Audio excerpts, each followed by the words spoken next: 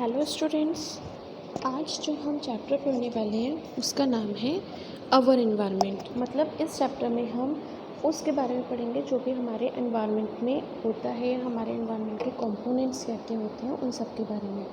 तो स्टार्ट करते हैं इस चैप्टर को। We have here the word environment often being used on the television, in newspaper and by people around us. Our elders tell us that the environment is not what is used to be earlier. Others say that we should work in a healthy environment. हम environment के बारे में जगह जगह से सुनते हैं, कभी टीवी में, कभी न्यूज़पेपर में, कभी इंटरनेट पर, कभी हम लोग अपने बड़ों से पूछते हैं कि आज का जैसा एनवायरनमेंट है पहले ऐसा नहीं था। कभी हम देखते हैं कि अब हमें हेल्दी एनवायरनमेंट में रहना चाहिए। कभी ग्लोबल समिट्स होती हैं जिससे कि पता चलता है कि एनवायरनमेंट के क्या क्या इश्यूज़ हैं।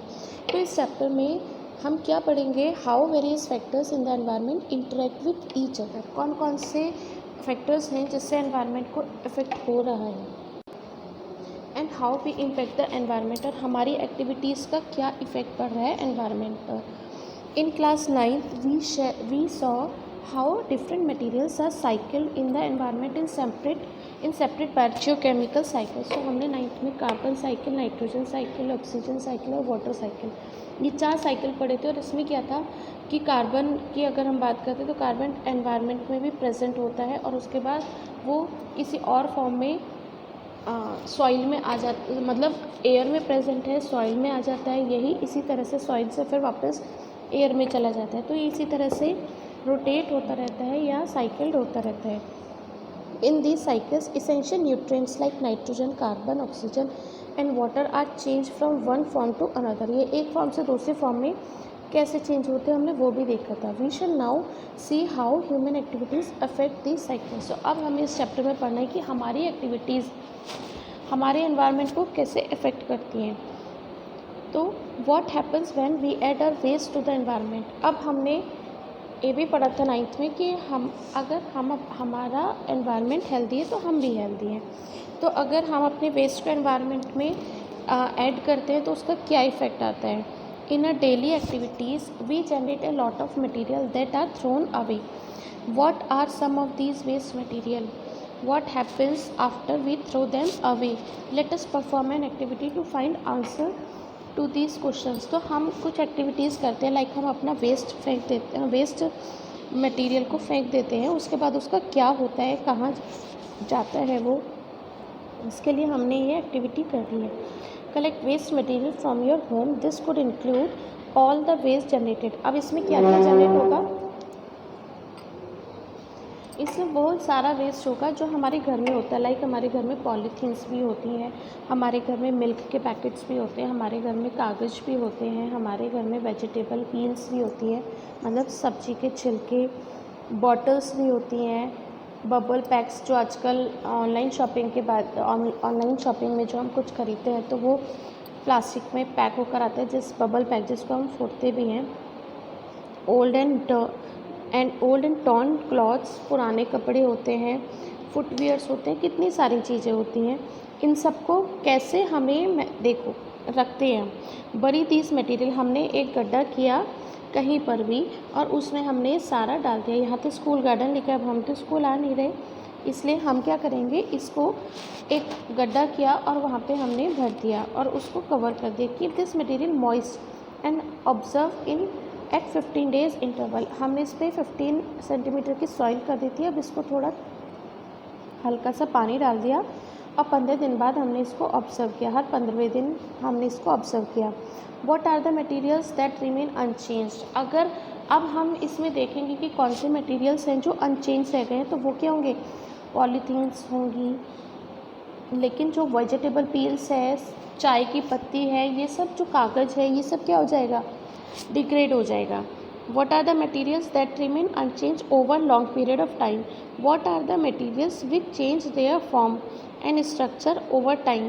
The if of these materials that are changed, which ones changed the fastest? अब क्या चीज़ तो चेंज हुई है, कौन सी सबसे जल्दी चेंज हुई, क्योंकि हम हर 15 दिन बाद देख रहे थे तो हमें समझ में आ जाएगा। तो जो चीज़ें इजीली डिग्रेड हो जाती है वो तो चेंज हो गई, और जो पॉलीथीन्स के पैक्स है, शूज़ है, ये सब जो चीज़ें थी वो बहुत टाइम में डिग्रेड हुई।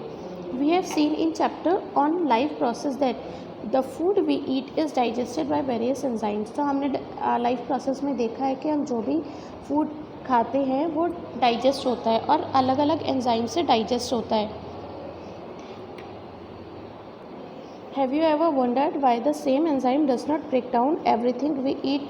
लेकिन ऐसा तो नहीं होता, जैसे हमने पढ़ा था सलाइवरी अमाइलेज है तो वो सिर्फ कार्बोहाइड्रेट का ही ब्रेक डाउन करेगा। ट्रिप्सिन है या पेप्सिन है वो सिर्फ प्रोटीन का ही करेगा। तो पर्टिकुलर एंजाइम ही क्यों ऐसा काम करेंगे और क्यों नहीं करेंगे? मतलब सलाइवरी अमाइलेज प्रोटीन का क्यों नहीं करता? क्योंकि जैसे हर लॉक की एक अलग की होती है, उसी तरह से हर एंजाइम्स का एक अलग सबस्ट्रेट होता है। वो एंजाइम उसी सबस्ट्रेट पे उसी सबस्ट्रेट पे जाकर अटैच होता है, वो फंक्शन दिखाता है। Enzymes are specific to their action. Specific enzyme are needed for breakdown in of a particular substance. That is why we will not get any energy if we try to eat coal. और इसीलिए जब हम कोल खाना चाहते, अगर हम कोयला भी खा लेते तो हमें एनर्जी नहीं मिलेगी। क्यों? क्योंकि हमारा फूड मटेरियल कुछ और होता है और हमें एनर्जी उसी से मिलती है। Because of this many human made materials like plastics will not be broken down by the action of bacteria. और इसी तरह से प्लास्टिक है और जो भी प्लास्टिक की बॉटल्स वगैरह है वो बैक्टीरिया से या सेप्रोफाइट से नहीं खाई जाती। सेप्रोफाइट्स कौन से होते हैं? जो डेड और डिकिंग मैटर पे ग्रो करते हैं। These materials will be acted upon by physical process. और ये मटीरियल कैसे चेंज होते हैं? फिजिकल प्रोसेस है, like heat, pressure, but under the ambient conditions. अब इनको हम जो चेंज करते हैं वो फिजिकल प्रोसेस से करते हैं। जैसे हम प्लास्टिक को बहुत ज़्यादा हीट कर देंगे, लेकिन इसकी कुछ कंडीशंस होती हैं जिससे कि conditions found in our environment these persist for a long time. क्योंकि ये बहुत टाइम तक रहते हैं, इसलिए इनको हम कुछ कंडीशंस में ही इनको डिग्रेड करने की कोशिश करते हैं। अब देखा होगा, अगर आपने सुना हो तो, जैसे आप लोग दिल्ली की तरफ गए हो तो आपने गाज़ीपुर का जो कूड़े का पहाड़ है वो देखा होगा या सुना होगा। तो ये सोचो कि उस पर इकट्ठा कूड़े का ढेर होता गया, उससे कितना सारा कूड़ा हो गया कि अब उसको साफ़ करा जा रहा है। कितने सारे लोग उस पर काम कर रहे हैं उसको सही करने के लिए। तो आगे यही है कि हमें वेस्ट को उसी हिसाब से मैनेज करना होता है। आगे है substance that are broken down by biological processes are said to be biodegradable. तो जो सब्सटेंस बायोलॉजिकली डिग्रेड हो जाते हैं उनको कहते हैं बायोडिग्रेडेबल सब्सटेंसेस। और जो सब्सटेंस को हमें केमिकली डिग्रेड करना पड़ता है उसको कहते हैं non biodegradable substances. How many of these the substances you buried word biodegradable. तो हमने जो पिछले एक्टिविटी में वो जो गड्ढा किया था, पिट किया था, उसमें कितने सारे सब्सटेंसेस हैं जो डिग्रेड हो गए थे, कौन कौन से बायोडिग्रेड हो गए थे। Substance that are not broken down in this manner are said to be non biodegradable. और जो नहीं उसमें बायोडिग्रेड हुए उनको बोलते हैं non biodegradable. These substances may be inert and simply persist in the environment। और ये environment में बहुत लंबे टाइम तक रहते हैं और may harm the various members of the ecosystem।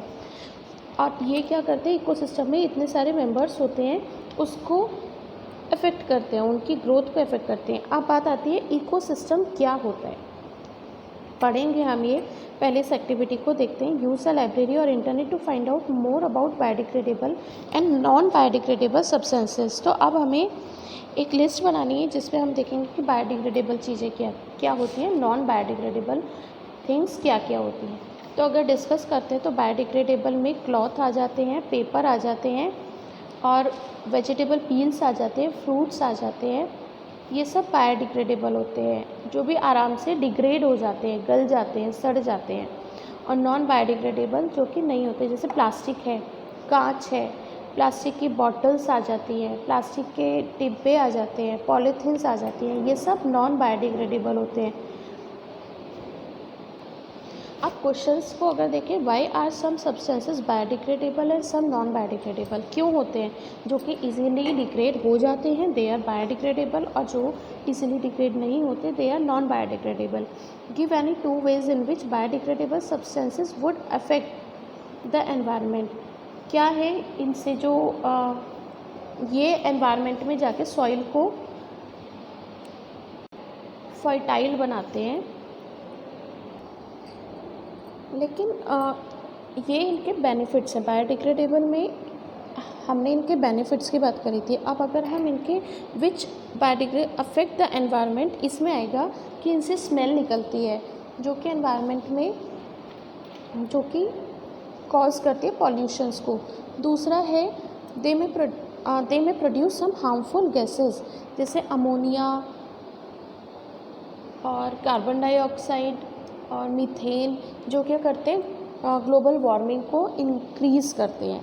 Next question है, give any two ways in which non biodegradable substances would affect the environment. Non biodegradable में पहला आ जाएगा कि इनर्ट होते हैं, एनवायरनमेंट में बहुत टाइम तक पड़े रहते हैं जिससे कि पॉल्यूशन प्रोड्यूस करते हैं। डंप नहीं होते, इनके डंप करने के लिए इनको बहुत टाइम चाहिए और ज़्यादा जगह चाहिए। जब टाइम चाहिए तो एक जगह को ब्लॉक करके रख लेते हैं। दूसरा है कि जो फर्टिलाइज़र्स होते हैं, पेस्टिसाइड्स होते हैं, ये भी नॉन बायोडिग्रेडेबल सब्सटेंसेस होते हैं और ये भी बहुत ज़्यादा पॉल्यूशन क्रिएट करते हैं एनवायरनमेंट में, सॉइल की फर्टिलिटी को ख़त्म करते हैं। और हो सकता है कि केमिकल्स जो जो लैब्स से निकलते हैं या फिर इंडस्ट्रीज से जो केमिकल निकलते हैं, ये भी ज़्यादातर नॉन बायोडिग्रेडेबल होते हैं। ये क्या करते हैं, जहाँ भी जाते हैं, मतलब अगर हम वाटर में डिस्पोज करें तो हर जगह पॉल्यूशन क्रिएट करते हैं। अब आता है ecosystem, what are its component. Ecosystem क्या होता है, अभी हमने ऊपर भी देखा था कि यहाँ पर भी था इकोसिस्टम, ये रहा, और अब हम इसको डिटेल में पढ़ेंगे। Ecosystem all organisms such as plants, animals, microorganisms and human beings as well as the physical surroundings interact with each other and maintain a balance in nature। क्या होता है, जितने भी लिविंग और नॉन लिविंग थिंग्स होती हैं environment में, वो एक दूसरे को अफेक्ट करती हैं और यही कहलाता है इकोसिस्टम। मतलब इकोसिस्टम के दो कंपोनेंट्स होते हैं, लिविंग और नॉन लिविंग, ये बायोटिक और एबायोटिक। लिविंग को बायोटिक बोलते हैं, लिविंग मतलब बायोटिक, और नॉन लिविंग मतलब एबायोटिक। अब बायोटिक क्या है, जो कि लिविंग है। इन बायोटिक कंपोनेंट्स में क्या आता है, एक तो आते हैं ह्यूमंस, एनिमल्स, प्लांट्स, जो भी लिविंग है वो सारे बायोटिक फैक्टर्स आते हैं। नॉन लिविंग होते हैं जैसे सॉइल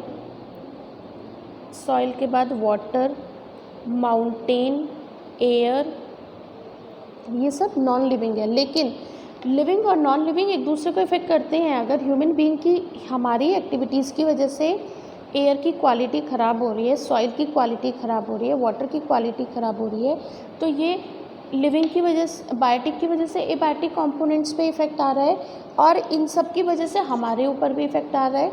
तो अगर सॉइल की क्वालिटी ख़राब हो रही है तो उसका इफेक्ट कहीं ना कहीं हमें आ रहा है। एयर की क्वालिटी ख़राब हो रही है तो उससे हम इफेक्ट हो रहे हैं।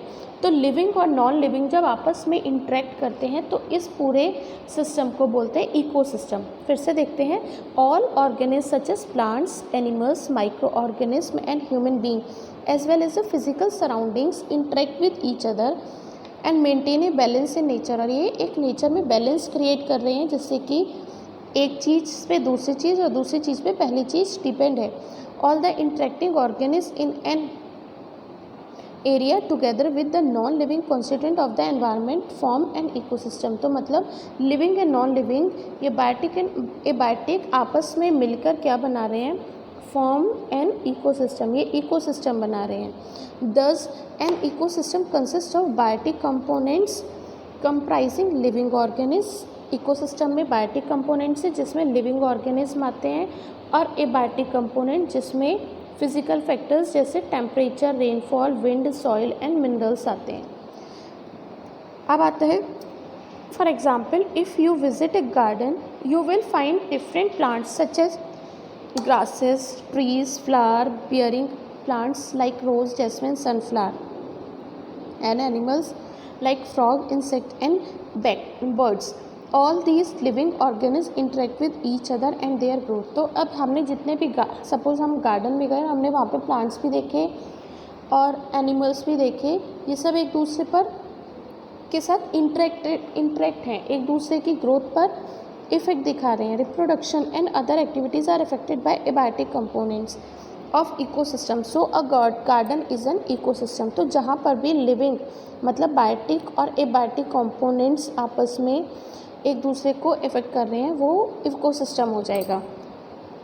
तो इकोसिस्टम अलग अलग तरह के होते हैं. फॉरेस्ट का इकोसिस्टम अलग होता है, पॉन्ड का अलग होता है, ये सब अलग अलग इकोसिस्टम होते हैं. लैंड का अलग होता है. So a garden is an ecosystem. Other type of ecosystem are forest, ponds and lakes. Lakes का भी होता है. These are natural ecosystem, while garden and crop field are human made या मैन मेड इकोसिस्टम. तो ये तो हो गए नेचुरल इकोसिस्टम, जैसे फॉरेस्ट है, पॉन्ड्स हैं, लेक्स हैं. वहाँ पे हमने तो कुछ नहीं करा, वो नेचुरली हमें नेचर के ही हैं, हमने उसमें कोई छेड़छाड़ नहीं करी, तो वो कहलाते हैं नेचुरल इकोसिस्टम. और उसके बाद जो आते हैं जो मैन मेड होते हैं, जैसे हम खेती के लिए अपना क्रॉप फील्ड मतलब खेत होते हैं हमारे, गार्डन होता है, बगीचा, एक्वेरियम भी इकोसिस्टम होता है, लेकिन यह आर्टिफिशियल इकोसिस्टम होता है. अबे you might have seen an aquarium, let us try to design one. हमने एक एक्वेरियम बनाया, उसमें हमने क्या क्या चीज़ें रखी. हमने फिशेस रखी. देखो, what are the things that we need to keep in mind when we create an aquarium. The fish would need a free space for swimming. तो हमने फ़िश रखी, उसमें वाटर भी रखा, ऑक्सीजन की सप्लाई के लिए ऑक्सीजन पंप रखा, फूड डाला उनका, हमने ऑक्सीजन के लिए ऑक्सीजन पंप रखा था. ये देखो एरेटर लिखा भी है यहाँ पे, ऑक्सीजन पंप या aerator. And fish food which is available in the market. We add few aquatic plants. हमने कुछ प्लांट्स भी रखे और एनिमल्स भी रखे, जैसे हमने उसमें टर्टल रख दिया जो कि उसमें रह सकते थे. Can you think how this happens. An aquarium is an example of human made ecosystem. तो एक्वेरियम क्या है, मैन मेड इकोसिस्टम है. Can we leave the aquarium as such after we set it up. जैसे हमने Pond's की बात करी थी, पॉन्ड्स भी इकोसिस्टम है और एक्वेरियम भी इकोसिस्टम है, लेकिन पॉन्ड्स नेचुरल इकोसिस्टम है, उसमें हमें सफाई करने की नीड नहीं होती. लेकिन क्या एक्वेरियम के साथ पॉसिबल है, हमें टाइम टू टाइम एक्वेरियम की क्लीनिंग करनी होती है. We have seen in earlier classes that organisms can be grouped as producers, consumers and decomposers according to the manner in which they obtain their substance from the environment. हम बचपन से पढ़ते आ रहे हैं, शायद हमने 7th में भी पढ़ा था कि ऑर्गेनिज्म को हम 3 तरह से डिवाइड करते हैं. एक होते हैं प्रोड्यूसर्स, दूसरे होते हैं कंज्यूमर्स, तीसरे होते हैं डिकम्पोजर्स. प्रोड्यूसर्स कौन से होते हैं, जो अपना फूड अपने आप प्रिपेयर करते हैं. कंज्यूमर्स कौन से होते हैं, जो अपने फूड के लिए प्रोड्यूसर्स पर डिपेंड होते हैं. और डिकम्पोजर्स कौन से होते हैं, जो प्रोड्यूसर्स और कंज्यूमर्स पर डिपेंड होते हैं, लेकिन जब ये डेड हो जाते हैं, ये डेड ऑर्गेनिक मैटर से अपने फूड को प्रिपेयर या अपना फूड लेते हैं. Let us recall what we have learn through the self sustaining ecosystem. हमने अभी ऊपर इकोसिस्टम की बात करी थी, उसमें हमने क्या देखा था, फिशेस पॉन्ड का करा था हमने, उसमें हमने फॉरेस्ट का देखा था, गार्डन का देखा था. Which organism can make organic compounds like sugar and starch from inorganic substances using the radiant energy of the sun in the presence of chlorophyll. तो कौन सा ऑर्गेनिज्म है जो कि अपना फूड बनाता है ऑर्गेनिक कंपाउंड से, जैसे शुगर और which can make organic compounds. जो शुगर हम खाते हैं वो कौन बनाता है, या हम जो फूड लेते हैं, हमने लाइफ प्रोसेस में पढ़ा था कि हम जो भी खाना खाते हैं वो शुगर की फॉर्म में होता है. तो ये शुगर हमारी बॉडी में, ये शुगर बनती कैसे है एनवायरनमेंट में, सन की एनर्जी से बनती है, क्लोरोफिल की प्रेजेंस में बनती है. कौन करता है ये काम, प्लांट्स करते हैं, कार्बन डाइऑक्साइड और वाटर के साथ मिलकर. तो ये फोटोसिंथेसिस का प्रोसेस कौन कर रहा है, प्रोड्यूसर्स कर रहे हैं. देखो यहाँ लिखा भी है, which organism can make organic compounds like sugar and starch. Sugar और स्टार्च को कौन बना रहे हैं, प्लांट्स बनाते हैं, यूजिंग रेडिएंट एनर्जी ऑफ सन. तो सन की एनर्जी से, in the presence of chlorophyll की प्रेजेंस में. तो फोटोसिंथेसिस का प्रोसेस है. All green plants and certain blue green algae which can produce food by photosynthesis come under this category. तो जितने भी ग्रीन प्लांट्स होते हैं वो इस कैटेगरी में आते हैं क्योंकि ये अपना फूड अपने आप प्रिपेयर करते हैं। तो प्रोड्यूसर्स का मतलब क्या हुआ, जो अपने फूड के लिए सिर्फ सनलाइट पर डिपेंड होते हैं या किसी और ऑर्गेनिज्म पर डिपेंड नहीं होते, they are known as producers. इस चीज़ को ध्यान से सुनना इसलिए ज़रूरी है क्योंकि अगर हमें प्रोड्यूसर्स, कंज्यूमर्स और डिकम्पोजर्स के बारे में नहीं पता होगा तो हमें इस चैप्टर के आगे की चीज़ें नहीं समझ में आएंगी, इसलिए यहाँ से ध्यान से सुनना। Organism depend on the producers, जो प्रोड्यूसर्स पर डिपेंड होते हैं डायरेक्टली और indirectly for their substances, these organism which consume the food produce. तो organism depends on the producers either directly और इनडायरेक्टली फॉर देयर सब्सटेंसेस। एक ऑर्गेनिज्म जो दूसरों पर डिपेंड होते हैं उन्हें हेटेरोट्रॉफ बोलते हैं। These organism which consume the food produced either directly from producers or indirectly by feeding on the other consumers are the consumers। तो कंज्यूमर्स, प्रोड्यूसर्स के बारे में हमने पढ़ लिया, प्रोड्यूसर्स जो अपना फूड अपने आप प्रिपेयर करते हैं, और कंज्यूमर्स होते हैं जो डायरेक्टली और इनडायरेक्टली प्रोड्यूसर्स पर डिपेंड होते हैं। डायरेक्टली तो यही हो गया कि गोट ने अगर ग्रीन वेजिटेबल्स खाई हैं या ग्रीन प्लांट्स को खाए तो वो डायरेक्टली डिपेंड है, लेकिन अगर लायन है तो वो गोट को खाता है और गोट किस पे डिपेंड है, प्लांट्स पर। तो अल्टीमेटली लायन भी इनडायरेक्टली प्रोड्यूसर्स पे ही डिपेंड है, इसलिए ये यहाँ पे लिखा गया है डायरेक्टली और indirectly. Consumers can be classed variously as herbivores, carnivores, omnivores and parasites. Consumers को हम इस 4 तरह से डिवाइड करते हैं। हर्बीवोर्स जो सिर्फ ग्रीन प्लांट्स को खाते हैं, कार्निवोर्स जो फ्लैश खाते हैं, ओमनिवोर्स जो फ्लैश भी खाते हैं और ग्रीन प्लांट्स भी खाते हैं, पैरासाइट जो अपने फूड के लिए दूसरों पर डिपेंड होते हैं। Can you give example of each of this category of consumer. अब पैरासाइट हमने बात करी जो अपने फूड के लिए दूसरों पर डिपेंड होते हैं, कार्निवोर्स भी तो वही है, हर्बीवोर्स भी तो वही, पैरासाइट क्यों हो गया, देखो पैरासाइट इसलिए बोलते हैं ये किसी लिविंग ऑर्गेनिज्म पर डिपेंड होते हैं, जैसे अमरबेल है, कसकटा जिसको बोलते हैं, कसकटा ये क्या करती है, एक पेड़ पर चलती चली जाती है, जिस पेड़ पे ग्रो होती है वो पेड़ सूखता चला जाता है और ये कसकटा की जो बेल है ये आगे बढ़ती चली जाती है। वो जो प्लांट जो भी फूड प्रिपेयर कर रहा है वो सारा फूड ये ले लेती है, तो ये पैरासाइट कहलाते हैं। Imagine the situations where you did not clean the aquarium and some fish and plants have died. Have you ever thought that what happens when the organisms die? अब क्या होगा, हमने बात करी थी एक्वेरियम की कि उसको टाइम टू टाइम हमें क्लीन करना पड़ता है। अब एक सिचुएशन आती है जिसमें कि एक फ़िश एक्वेरियम में मर गई, तब क्या होगा, या तो आप उस फिश को निकाल के फेंक देंगे, और अगर आपने नहीं निकाल के फेंका तो क्या होगा, the micro organism comprising bacteria. चलो एक्वेरियम में तो आपने निकाल के फेंक दिया, लेकिन अगर किसी पॉन्ड में किसी फ़िश की डेथ हो जाती है तब क्या होगा, ऐसे तो वो पड़ी रहेगी तो और बहुत सारी फिशेज़ ऐसे मरती रहेंगी, तो ये तो एक खूब सारी फिशेज़ पॉन्ड ही डेड फिशेज़ से ही भर जाएगा।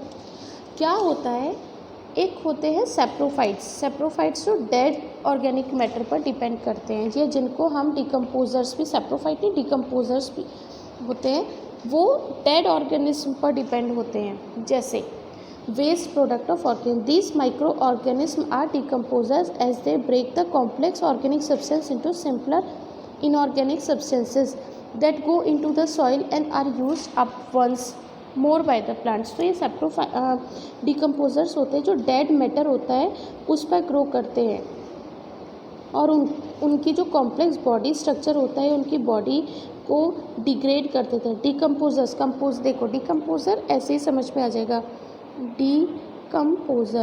कंपोजर का मतलब बनाना, और जिसमें डी लग जाता है उसका अपोजिट हो जाता है, तो तोड़ना। जब ये कॉम्प्लेक्स ऑर्गेनिक मैटर को तोड़ के छोटे छोटे इनऑर्गेनिक सब्सटेंसेस में कन्वर्ट कर देते हैं तो ये कहलाते हैं डिकम्पोजर्स। और इसीलिए जितने भी अगर हम जंगल की बात करें, इतने एनिमल्स मरते हैं तो वो कहाँ जाते हैं, डिकम्पोज हो जाते हैं। अगर वो डिकम्पोजर्स नहीं होते तो इस लाइफ में, इस अर्थ पे रहना कितना मुश्किल हो जाता। डिग्रेडेशन ही नहीं होता बॉडीज़ का। What will happen to the garbage, हमने जो सबसे पहले एक एक्टिविटी पढ़ी थी जिसमें हमने गार्बेज को एक पिट में रख दिया था, उसमें क्या हुआ था, थोड़े दिन तक वो ऐसे सड़ रहा था। तो वो क्या होता है, डिकम्पोजर्स ही उसमें आए थे और उन्होंने जो भी चीज़ बायोडिग्रेडेबल थी उसको डिग्रेड कर दिया था। Will the natural replenishment of the soil takes place even if decomposers are not there, कैसा होता है। देखो अब एक